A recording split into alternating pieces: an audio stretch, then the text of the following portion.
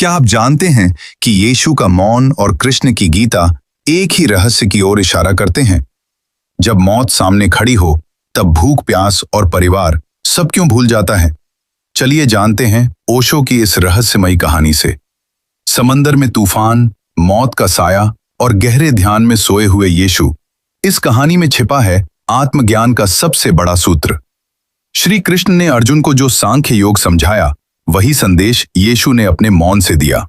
क्या आपने इसे महसूस किया? यह पाठ ओशो द्वारा वर्णित ईसा मसीह की एक प्रतीकात्मक कथा और श्री कृष्ण के गीता उपदेश के माध्यम से चेतना के जागरण और आत्मा की अमरता की व्याख्या करता है।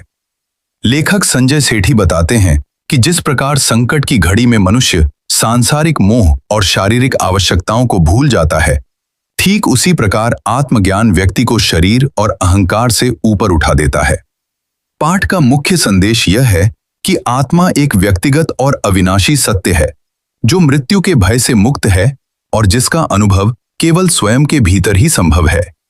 अंततः यह लेख व्यक्ति को बाहरी जगत के बजाय अपने भीतरी विज्ञान और निजी बोध को पहचानने के लिए प्रेरित करता है, ताकि वह मोह का त्याग कर अपने वास्तविक कर्तव्य पथ पर अग्रसर हो सके।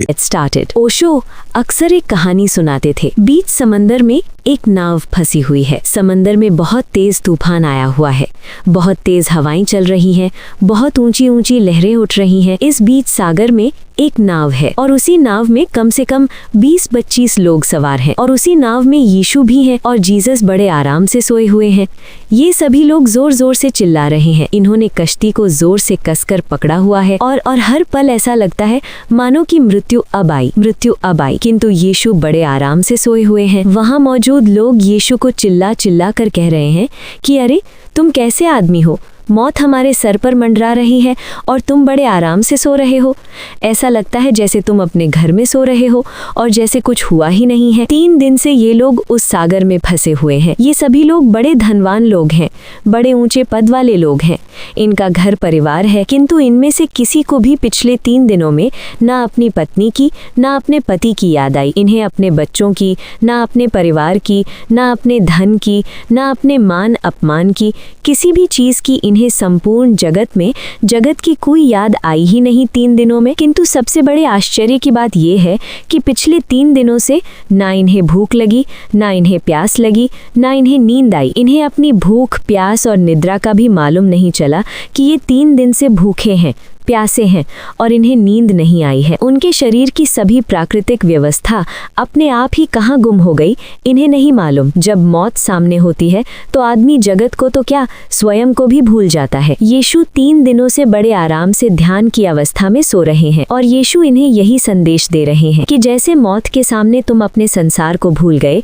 अपने परिवार को भूल गए, अपनी धन संपत्ति को भूल गए, अपने मान अपमान को भूल गए, यहाँ तक कि अपने शरीर की भूख, प्यास और निद्रा को भी भूल गए, मौत ने तुम्हें हर पल के लिए जगा दिया जैसे तुम्हारे भीतर का कोई सूर्य जाग गया हो। यीशु तो मौन रहे, यीशु तो कुछ भी नहीं बोले, परंतु ये लोग यीशु के मन के संदेश को समझ नहीं पाए कि यही जागरण होता है, यही चेतन होती है, यही बुद्ध, ओशो और महावीर होते हैं। ये कहानी तो एक मनोवैज्ञानिक संकेत है, पर इस कहानी में चेतना का, जागरण का, आत्मा का, परमात्मा का पूर्ण सार छुपा हुआ है। विज्ञान मानव के इस भीतरी विज्ञान को कभी समझ नहीं सकता है। जीवन का अपना विज्ञान होता है और ये जो जीवन का विज्ञान है ये व्यक्तिगत है। मेरा विज्ञान मुझ तक सीमित रहेगा, मेरा विज्ञान किसी और का नहीं हो सकता है। श्री कृष्ण भी अर्जुन को गीता में यही कह रहे हैं कि आत्मा का सारा ज्ञान व्यक्तिगत है। श्रीमद् भगवद गीता के 2 अध्याय सांख्य योग में भगवान श्री कृष्ण अर्जुन को आत्मा का ज्ञान देते हुए ये स्पष्ट करते हैं कि आत्मा व्यक्तिगत, इंडिविजुअल सोल है, अमर है और शरीर से भिन्न है। जब अर्जुन अपने सगे संबंधियों को खोने के डर से युद्ध से विमुख हो रहे थे, तब कृष्ण ने उन्हें आत्मज्ञान के माध्यम से व्यक्तिगत अस्तित्व और कर्तव्य का बोध कराया। श्री कृष्ण द्वारा अर्जुन को दिए गए आत्मा के व्यक्तिगत ज्ञान के मुख्य बिंदु, आत्मा व्यक्तिगत और नित्य है। कृष्ण बताते हैं कि आत्मा प्रत्येक जीव में व्यक्तिगत रूप से मौजूद है। न त्वेवाहम जातु नासम, गीता 2.12 के माध्यम से वे कहते हैं कि ऐसा कभी नहीं था कि मैं, तुम या ये राजा अस्तित्व में नहीं थे और न ही भविष्य में कभी ऐसा होगा। आत्मा का व्यक्तिगत स्थानांतरण। आत्मा एक शरीर से दूसरे शरीर में जाती है, जैसे मनुष्य पुराने वस्त्र बदलकर नए वस्त्र धारण करता है। गीता 2.22। अविनाशी स्वरूप। आत्मा अजर अमर है, इसे कोई शस्त्र काट नहीं सकता, न अग्नि जला सकती है। गीता 2.23-24। स्वयं का अनुभव, पर्सनल रियलाइजेशन। कृष्ण अर्जुन को समझाते हैं कि आत्मज्ञान केवल सुनने की बात नहीं बल्कि अनुभव करने की वस्तु है। आत्मा को शरीर से भिन्न जानकर ही मोह से मुक्ति पाई जा सकती है। देहधारी आत्मा और परमात्मा का संबंध। आत्मा परमात्मा का अंश है। जब तक आत्मा शरीर के मोह में फंसी रहती है वो दुखी रहती है। निष्कर्ष, कृष्ण का तात्पर्य ये था कि मृत्यु केवल शरीर की होती है, आत्मा की नहीं। इसलिए अर्जुन को व्यक्तिगत आत्मा की अमरता को जानकर अहंकार त्याग कर क्षत्रिय धर्म का पालन करते हुए युद्ध करना चाहिए। संजय सेठी, अपने हर लेख पर अपनी तस्वीर लगाया करो। यदि अपने लेख पर तस्वीर दूसरों की लगाओगे तो जीवन भर दूसरों के पीछे ही भागते रहोगे। संजय सेठी। ये पाठ ओशो द्वारा वर्णित ईसा मसीह की एक प्रतीकात्मक कथा और श्री कृष्ण के गीता उपदेश के माध्यम से चेतना के जागरण और आत्मा की अमरता की व्याख्या करता है। लेखक संजय सेठी बताते हैं कि जिस प्रकार संकट की घड़ी में मनुष्य सांसारिक मोह और शारीरिक आवश्यकताओं को भूल जाता है, ठीक उसी प्रकार आत्मज्ञान व्यक्ति को शरीर और अहंकार से ऊपर उठा देता है। पाठ का मुख्य संदेश ये है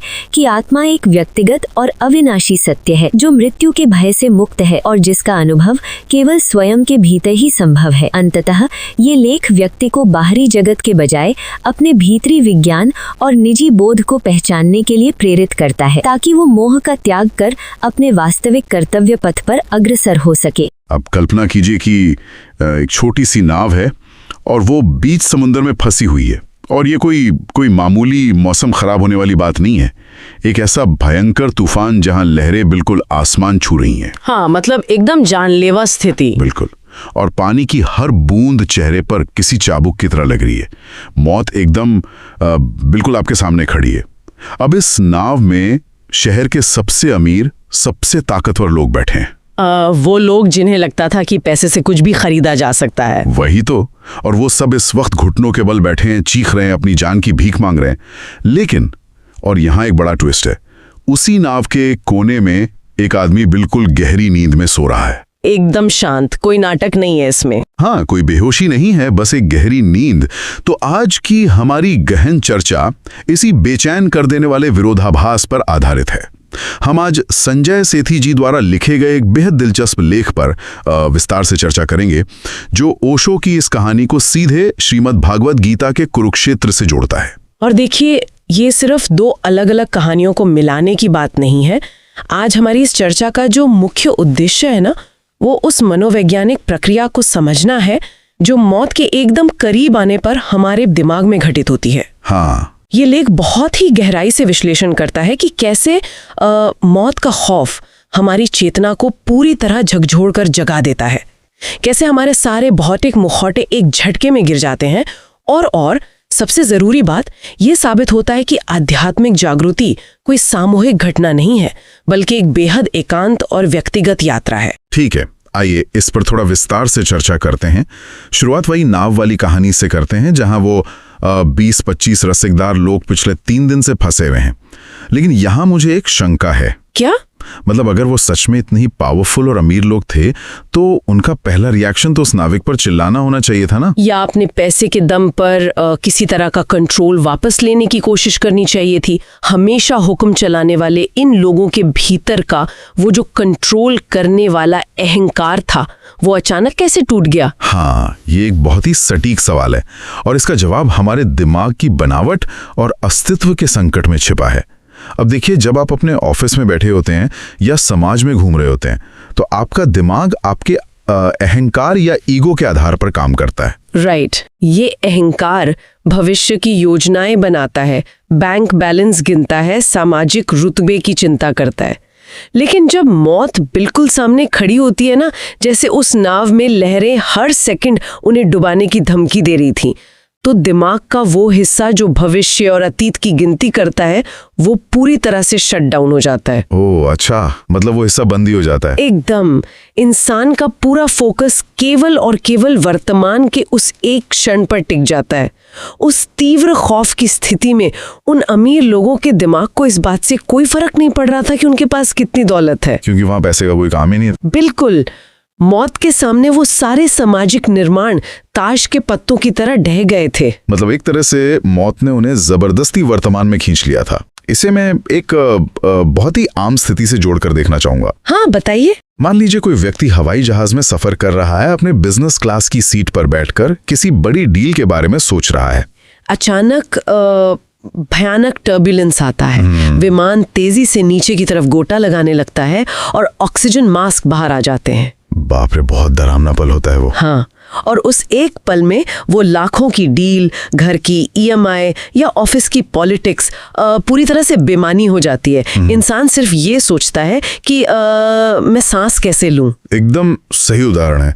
और यहाँ सबसे दिलचस्प बात यह है कि उस टर्बुलेंस में या उस नाव पर सिर्फ सामाजिक रुतबा ही पीछे नहीं छूटता, बल्कि हमारी बुनियादी शारीरिक जरूरतें भी गायब हो जाती हैं। वेट, सच में? हाँ, लेख में ओशो की कहानी के हवाले से बताया गया है कि उन लोगों को 3 दिन तक ये याद ही नहीं रहा कि उन्होंने कुछ खाया पिया नहीं है। 3 दिन तक? बिल्कुल, ना उन्हें भूख लगी, ना प्यास लगी और ना ही नींद आई।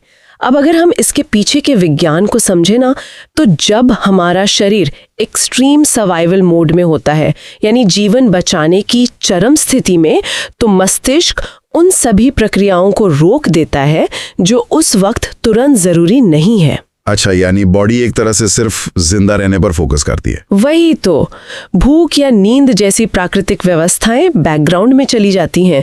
शरीर और भौतिक संसार से इंसान का जो मोह या जुड़ाव है वो टूट जाता है, यहाँ तक कि इंसान अपनी शारीरिक पहचान को भी भूल जाता है। लेकिन या एक चीज और आती है दिमाग में, अगर वो लोग अपनी शारीरिक पहचान भूल गए थे तो वो इतने डरे हुए क्यों थे? मतलब वो तो नाव के कोने में सो रहे यीशु पर चीख रहे थे ना कि तुम कैसे आदमी हो, हम यहाँ मर रहे हैं और तुम सो रहे हो। हाँ, तो अगर उन्हें शरीर की सुध ही नहीं थी तो ये डर कैसा था? देखिए, डर इसलिए था क्योंकि वे उस वर्तमान क्षण में जबरदस्ती धकेले गए थे, अपनी मर्जी से नहीं। ये ध्यान देने वाली बात है। वे अपनी शारीरिक पहचान भूल जरूर गए थे, लेकिन उनके भीतर शरीर के खत्म होने का खौफ चरम पर था। अच्छा, मतलब उन्हें कॉन्शियस तो कर दिया था। हाँ, वे उस पल में पूरी तरह से जागरूक तो थे, लेकिन वो जागरूकता ध्यान से नहीं बल्कि मौत के भय से आई थी। और यहीं पर यीशु के सोने और उनके मौन का असली अर्थ सामने आता है। यीशु कुछ बोल नहीं रहे थे। उनका वो शांत रहना ही उनका सबसे बड़ा जवाब था। बिल्कुल। तो इसका मतलब यह है कि यीशु का मौन उन्हें ये चढ़ाने के लिए नहीं था कि तुम डरपोक हो, बल्कि वो एक अवस्था को दर्शा रहा था। निश्चित रूप से मौत के उस परम डर ने उन अमीर लोगों को उनके भीतर तक जगा दिया था, जैसे उनके भीतर का कोई सूर्य अचानक जाग गया हो, भले ही वो डर के कारण हुआ हो। 3 दिन से बिना खाए, बिना सोए, बिना किसी अनावश्यक विचार के बस एक ही पल में जीना, यही तो चेतना का जागरण है। बुद्धा, ओशो और महावीर जैसे आध्यात्मिक गुरु इसी शून्य की अवस्था तक पहुंचने की बात करते हैं। वही अवस्था जहां दिमाग बिल्कुल शांत हो जाता है। हाँ, यीशु का मौन उन्हें यही संदेश दे रहा था कि मौत ने तुम्हारे भीतर वो चेतना ला दी है जिसे पाने के लिए लोग पूरा जीवन भटकते हैं। तुम मौत के खौफ में ही सही, लेकिन अपने पूरे संसार को भूलकर केवल होने के एहसास को पा चुके हो। ये बहुत गहरा है, लेकिन यहाँ एक उलझन है। अगर वो डर उन्हें आध्यात्मिक जागरण के इतने करीब ले आया था, तो क्या हम इस अवस्था को किसी वैज्ञानिक तरीके से नाप सकते हैं? क्योंकि स्रोत सामग्री यहाँ एक बहुत ही स्पष्ट लकीर खींचती है। हाँ, उसमें साफ लिखा है। लेख में कहा गया है कि हमारा आधुनिक विज्ञान मानव के इस भीतरी विज्ञान को कभी नहीं समझ सकता। तो ऐसा क्यों है? देखिए, क्योंकि पारंपरिक विज्ञान और जीवन के आंतरिक विज्ञान के काम करने का तरीका एकदम उल्टा है। पारंपरिक विज्ञान ऑब्जेक्टिव होता है। हाँ। जैसे अगर पानी 100 डिग्री पर उबलता है तो वो मेरे लिए भी उसी तापमान पर उबलेगा और आपके लिए भी। हाँ, उसको तो हम थर्मोमीटर से नाप सकते हैं। बिल्कुल, उसे प्रयोगशाला में नापा जा सकता है। लेकिन ये जो चेतना का जागरण है या मौत के सामने खड़े होने पर जो भीतर का सन्नाटा पैदा होता है, उसे आप किसी मशीन से नाप नहीं सकते। लेख में ये बात बहुत ही गहराई से कही गई है कि मेरा विज्ञान मुझ तक सीमित रहेगा, किसी और का नहीं हो सकता। मतलब ये पूरी तरह से सब्जेक्टिव है। हाँ, आपका अनुभव सिर्फ आपका है। 100% सब्जेक्टिव। आध्यात्मिक जागृति एक एकांत प्रक्रिया है। आप किसी भीड़ में बैठकर ये उम्मीद नहीं कर सकते कि जो चेतना आपके साथ वाले को महसूस हो रही है वही आपको भी होगी। वही ना। उस नाव में 25 लोग थे, लेकिन मौत के डर का सामना हर कोई अपने अपने स्तर पर बिल्कुल अकेले कर रहा था। उस भयानक तूफान में हर इंसान अपनी व्यक्तिगत चेतना के साथ नितांत अकेला था। और यही वो जगह है, ये जो मौत के खौफ से उपजा वैराग्य है, जहां इंसान अपने रुतबे, अपनी भूख प्यास और बाहरी दुनिया से कटकर खुद के भीतर एकदम अकेला हो जाता है। और देखिए, यहाँ ये विषय और भी ज्यादा रोचक हो जाता है। हाँ, क्योंकि यही वो सटीक मनोवैज्ञानिक स्थिति है जिसे पैदा करने के लिए अक्सर गुरु या मार्गदर्शक कोशिश करते हैं। और इतिहास में इसका सबसे बड़ा और नाटकीय उदाहरण हमें कुरुक्षेत्र के मैदान में मिलता है। एकदम सही पकड़ा आपने। तो हम समुद्र के उस प्राकृतिक तूफान से निकलकर अब एक मानसिक तूफान की तरफ बढ़ते हैं। और वो मानसिक तूफान अर्जुन के भीतर चल रहा था, जो इन लहरों के तूफान से कहीं ज्यादा खतरनाक था। सच में। जरा कुरुक्षेत्र के उस दृश्य को देखिए। अर्जुन कोई मामूली इंसान नहीं है, वो अपने समय का सबसे बेहतरीन योद्धा है। लेकिन जब वो युद्ध के मैदान में खड़ा होता है और अपने सामने अपने ही दादा, अपने गुरु, भाइयों और सगे संबंधियों को देखता है, तो उसके भीतर एक मनोवैज्ञानिक भूचाल आ जाता है। उसके हाथ कांपने लगते हैं। हाँ, उसका शरीर कांपने लगता है, हाथ से गांडीव धनुष गिर रहा है। अब देखिए, नाव वाले मौत के डर से कांप रहे थे, लेकिन अर्जुन की समस्या थोड़ी अलग थी। वो अपनी मौत से नहीं डर रहा था, बल्कि अपने प्रियजनों की मौत के विचार से टूट रहा था। अगर हम इसे थोड़ा और व्यापक संदर्भ में देखें ना, तो कारण भले ही अलग हो, लेकिन परिणाम बिल्कुल वही था। कैसे? जिस तरह तूफान ने नाव वालों के अहंकार और उनके नियंत्रण को चकनाचूर कर दिया था, उसी तरह अपनों को खोने के डर ने अर्जुन के क्षत्रिय अहंकार और उसकी उस पहचान को तोड़ दिया था। वो युद्ध से भागकर सन्यासी बनने की बात करने लगा था। हाँ, वो कहता है मैं भिक्षा मांगकर जी लूंगा। बिल्कुल। और यहीं पर श्री कृष्ण वो काम करते हैं जो नाव में यीशु कर रहे थे। बस फर्क इतना है कि यीशु मौन थे और कृष्ण ने अर्जुन को गीता के दूसरे अध्याय यानी संख्या योग के माध्यम से जगाने का फैसला किया। तो इस संख्या योग को थोड़ा और गहराई से समझते हैं। अक्सर लोग इसे गीता के सिर्फ एक अध्याय के नाम के तौर पर ही जानते हैं, लेकिन ये असल में एक बहुत ही तार्किक और विश्लेषणात्मक प्रक्रिया है ना? बिल्कुल। संख्या का शाब्दिक अर्थ ही है संख्या या विश्लेषण। ये वास्तविकता को चीर कर देखने का दर्शन है। सांख्य योग हमें ये सिखाता है कि जो देखने वाला है यानी दृष्टा और जो देखा जा रहा है यानी दृश्य, वे दोनों अलग अलग हैं। मतलब हम और ये दुनिया। हाँ, अर्जुन उस वक्त उस दृश्य में उलझ गया था। वो उन शरीरों को, उन रिश्तों को परम सत्य मान रहा था, जो कुछ ही समय में नष्ट होने वाले थे। कृष्णा अर्जुन के इस मोह को उसी तरह तोड़ रहे थे जैसे तूफान ने नाव वालों के दौलत के मोह को तोड़ा था। राइट। कृष्णा सांख्य योग के माध्यम से उसे वैराग्य की तरफ ले जा रहे थे। और वैराग्य का मतलब यहाँ सबको छोड़कर जंगल जाना नहीं है, बल्कि वास्तविकता को उसके सही रूप में देखना है। कृष्णा अर्जुन को उस शारीरिक पहचान से बाहर निकाल रहे हैं। स्रोत सामग्री में इस बात को पुष्टा करने के लिए गीता के श्लोक 2.12, 2.12 का जिक्र किया गया है, जहां वो अस्तित्व की बात करते हैं। हाँ, कृष्णा अर्जुन से कहते हैं, ऐसा कभी नहीं था कि मैं, तुम या ये राजा अस्तित्व में नहीं थे, और ना ही भविष्य में कभी ऐसा होगा कि हम नहीं रहेंगे। मतलब हमारा ये जो व्यक्तिगत अस्तित्व है, ये हमेशा से था और हमेशा रहेगा। और यही वो बिंदु है जहां गीता व्यक्तिगत आत्मा यानी इंडिविजुअल सोल के सिद्धांत को स्थापित करती है। कृष्ण से समझा रहे हैं कि तुम जिसके काटने या मरने का शोक मना रहे हो ना, वो केवल एक बाहरी खोल है, बस एक फिजिकल कवर है। एकदम। जो मूल चेतना है, जो आत्मा है, उसे ना तो कोई मार सकता है और ना ही वो कभी पैदा हुई है। और श्लोक 2.23 और 2.4 इसी बात को और साफ करते हैं कि आत्मा इतनी नित्य है कि कोई हथियार इसे काट नहीं सकता, आग इसे जला नहीं सकती, हाँ, पानी इसे गला नहीं सकता और हवा इसे सुखा नहीं सकती। इस बात को कि शरीर सिर्फ एक बाहरी खोल है और अंदर की चेतना अमर है, इसे समझने के लिए मैं स्रोत सामग्री में दिए गए एक बहुत ही आधुनिक उदाहरण को सामने रखना चाहूंगा।